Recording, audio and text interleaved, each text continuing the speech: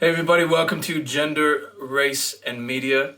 Last week we talked about gender and performativity and sexuality in relation to Batman. This week we're going to expand that conversation a little bit into race and ethnicity using Deborah Whaley's work.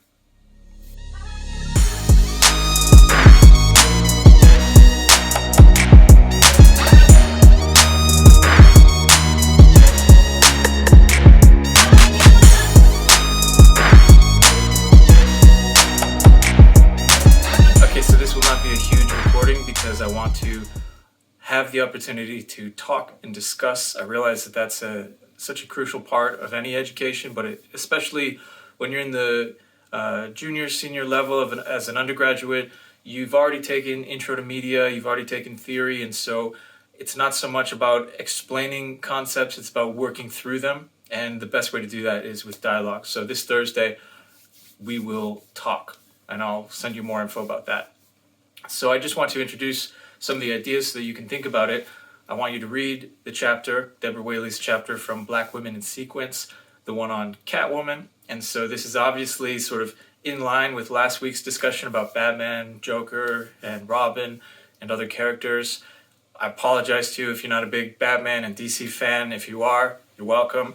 But keep in mind that this is all so that we can apply a lot of these concepts to everyday practices, whether that's comic books and film, or whether that's your experience talking to family members, friends, teachers, whatever. So always keep that in the back of your mind. We're talking about Batman then, Catwoman now, but we're talking about so much more, and I'm sure you understand that. I just want you to remember that this is not a class, and I know it's not a class on Batman and Catwoman. So that said, we can look at Deborah Whaley's work. She's an artist as well as an academic. I've also had the privilege of interviewing her on my podcast, and so if you're interested in knowing a little bit more about her work and herself and Black Women in Sequence and how she wrote it, feel free to check that out. It's always nice. It's on my website. It's This Is Not a Pipe podcast, but again, no pressure. That's just some bonus material. I will say that what I hope you get from this reading is not just more information about that DC universe, but also thinking through how you might study something like gender and sexuality, but also race and ethnicity and how they intersect. And we'll talk more about intersectionality in future courses or in future classes. But what I want you to think about is if you were going to do a study on any character, on any person, but we'll try to keep it within the realm of heroes or superheroes, although, for this class that includes villains and doesn't have to be a fictional, superpowered person, but if you want it to be, that's great. How would you go about doing that? Because that is going to be one of your first assignments. We'll talk about that in the future. But how would you study, not the character themselves, because while that's important, what you really want to think about is how does this character embody changing? Stuart Hall called them floating signifier, called race a floating signifier. And we'll talk more about him as well in future classes. But really, race doesn't stay the same throughout human history. We know that because racism didn't exist, then it did exist, and now it exists in new and troubling ways, but also more subtle ways, and we'll get into more of those details, especially as we start talking.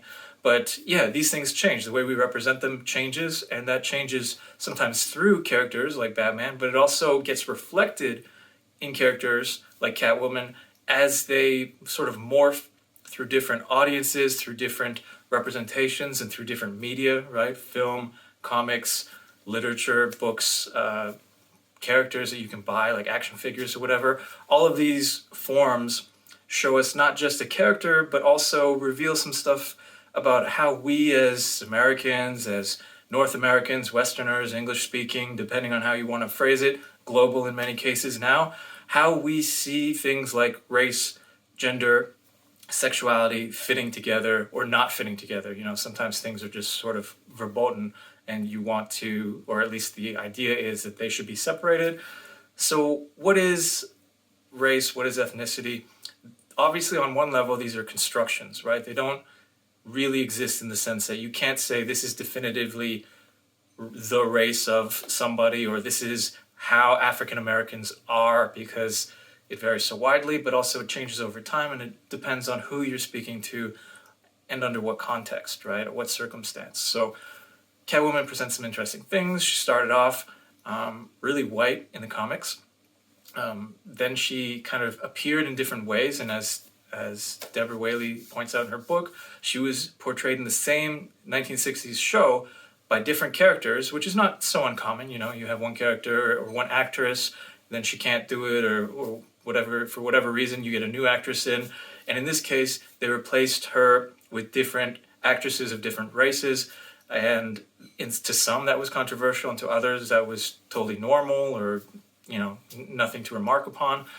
But the way that they were received, the way that they were represented, and then the way that comics and other media took them and kind of pushed that character in different ways, both in terms of gender and sexuality as well as in race and ethnicity, is an interesting thing to study because it reveals so much more about the culture more generally. So I want you to just think about that and how you might apply these ideas. So pay close attention to the way she forms her argument, structures it, divides it, and what evidence she uses, because these are important ideas that hopefully you'll learn from. Obviously, I don't expect you to write something as big or robust as Black Women in Sequence, but I do expect an analysis that does a few similar things, and we'll talk more about that. But like I said, as you're reading this chapter in particular, think about some of the techniques you've already seen, maybe in different classes or in different readings, but definitely in this class as well, how characters are used to get to deeper issues in our societies. That's basically the theme, and then I want to discuss that on Thursday when we actually get together and talk, so look out for an email from me. I will also say that I just want to respond for a second to the implicit bias tests that I've been having you guys do. First of all, thank you for doing them and bearing with me. They're private, so I don't know how you did except for your own self-reporting, but I have noticed a kind of funny thing where on one end of the spectrum, some people I've noticed in their comments have said things like, I didn't think I was racist, and then I did this implicit bias test, and it says I have a preference for white people. I'm like, oh my God, what do? I'm so sorry. Which is, it's kind of funny, but also obviously serious. But I want to just address the idea of there can be, and this is a more common, more nuanced take on things now, there can be racism without racists. And one of the things that can be interpreted as is we can embody as a society systemic values that are opposed to our own individual conscious values. And I think that is what some of you might have found, is that, if you were to say anything to somebody, if you were to take a test where you say how you feel, you wouldn't be racist at all. Great, I hope so.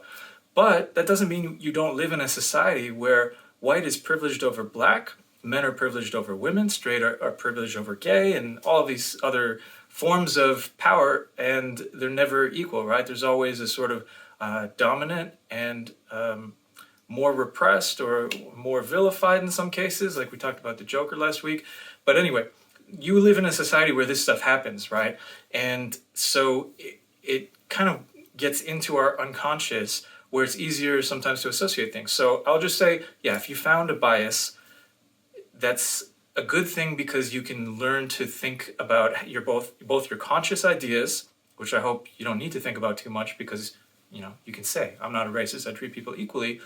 But then what I think we'll find in this class, and as you explore more everywhere, we have internalized ideas from the cultures we grew up in, from the society that we're in now, where it kind of seeps into our unconscious, it gets into our habits. You'll notice that a lot of things that we do without really thinking about it, and that may include racist or sexist, homophobic ideas, practices that you don't even realize you're doing it, right? When I was growing up, it was common to an extent for people to say that person's gay, which really meant that person's dumb or something, right? You might have had that experience, or you might have seen that kind of representation.